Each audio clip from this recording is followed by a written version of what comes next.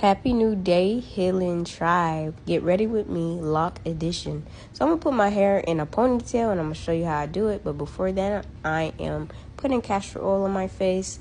I love castor oil. Then I put on my clothes. And I'm oiling my hair down with wild growth oil. I love wild growth oil. I've been using them for years. You're going to see me turn around and show how long my hair has gotten. It's been 2 years. Yes, my hair is growing. I just love my hair. Then you're going to see me do a little dance for y'all. Hey, hey. Then you see me put my, it's like a slick back look. So that's what I'm going for. I'm just super excited I can put my hair in a ponytail. But yeah, I'm using this Loc cream. I forgot the name. But if y'all want the name, just let me know. But it really be laying my edges, honey. I got that 4C. 4B, 4C hair type, but mostly 4C. Look at my love.